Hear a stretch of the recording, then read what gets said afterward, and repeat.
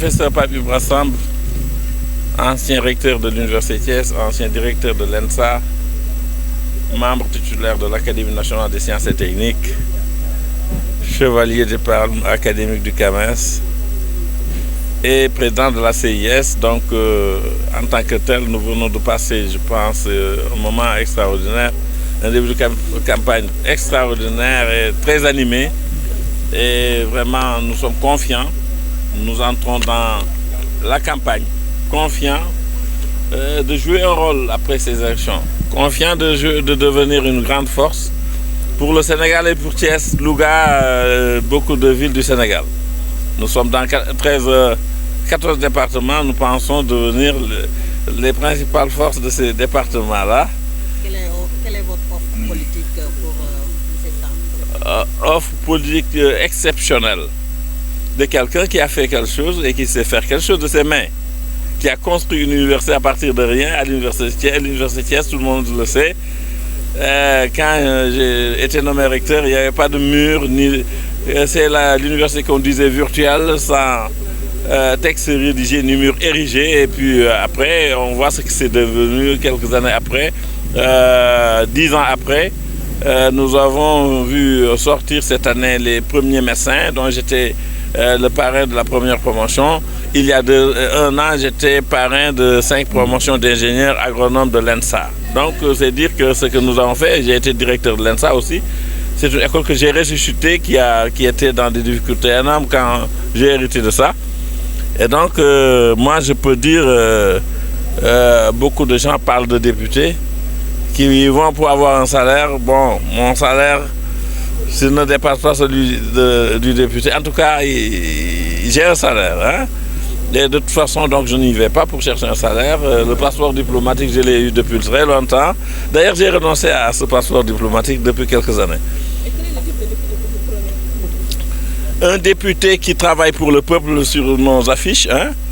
Un député qui va venir impulser une politique plus citoyenne, de réflexion, d'idées, hein, de propositions de lois. Des lois, déjà j'ai inspiré au moins une loi ou deux. J'ai inspiré le texte, le décret de l'Université Thiès de 1836, je l'ai écrit de mes mains. J'ai inspiré plusieurs textes pour l'Université Thiès. Tous les textes d'ailleurs fondateurs, c'est moi qui les ai initiés. Hein. Et donc on sait un peu comment s'y prendre. Bon, 43 ans au service de l'éducation de son pays, c'est pas un jour. Hein. J'ai commencé ma carrière à Matam, à Sinthiane Sinthiougarba précisément.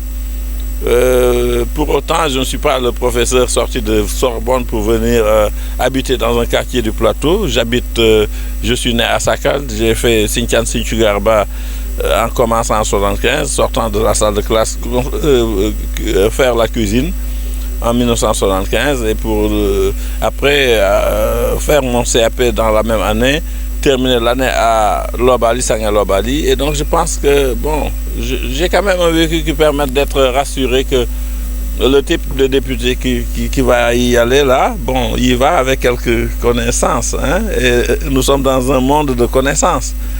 Moi, je suis un homme de science, je ne suis pas encore... J'entre dans la vie politique espérant ouvrir une page sociale à la fin de ma vie. Une page sociale, une page politique, pour apporter en tout cas cet ensemble de connaissances au pays. L'offre politique que je propose, c'est un monde, c'est une réflexion, c'est comment dire, une proposition de réflexion, une proposition d'inclusion sociale et de remettre l'homme à sa place et de ne plus nous parler de croissance, émergence. Il faut aujourd'hui qu'on recentre tout sur l'homme et sur le développement intégral. Parce que le développement, c'est quelque chose qui n'est pas souvent mesurable, mais quand on regarde la personne, on sait qu'il a un certain niveau. Tandis que quand on parle de 6% de croissance et qu'on sautille avec 6% de croissance, la croissance ne se mange pas.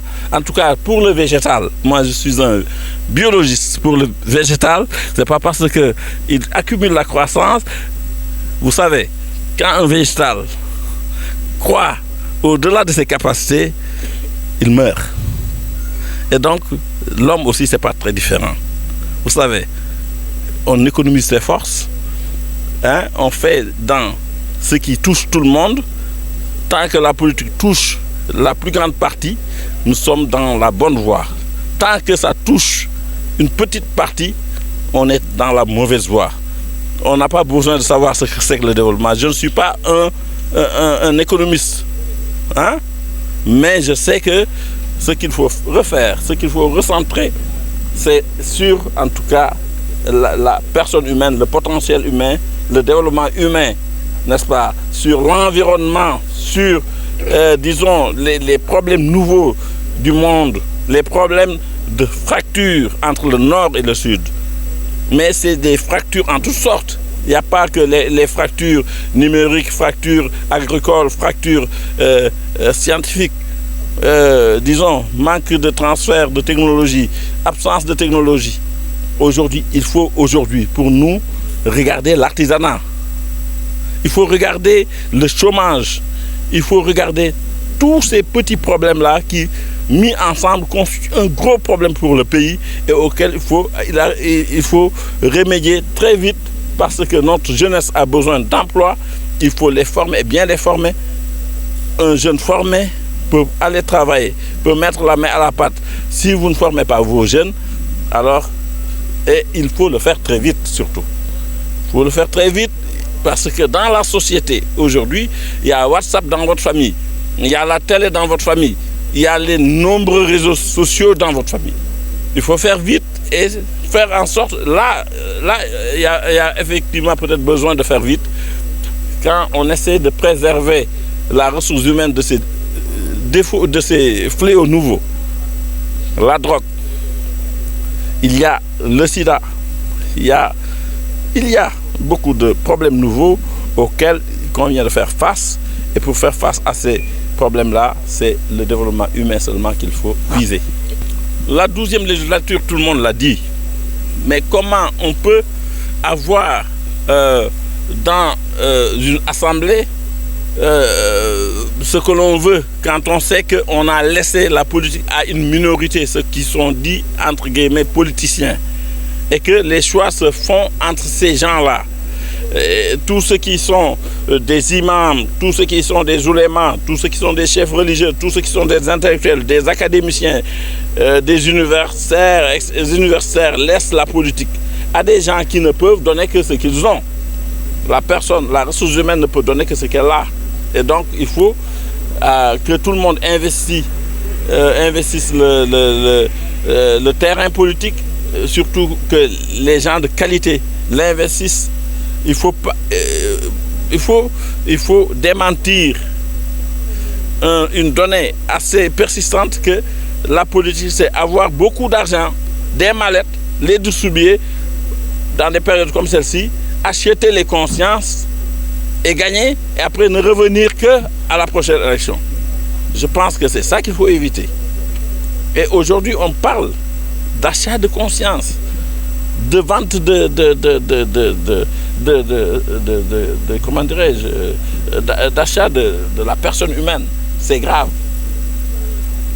C'est-à-dire d'où ces gens-là tirent leur argent. C'est ça qu'il faut voir aussi. Où est-ce qu'ils tirent leur argent? Quand on a des ministres de certains portefeuilles qui distribuent de l'argent à tour de bras, il y a raison de se demander d'où cet argent sort. Et parce que cet argent est le nôtre.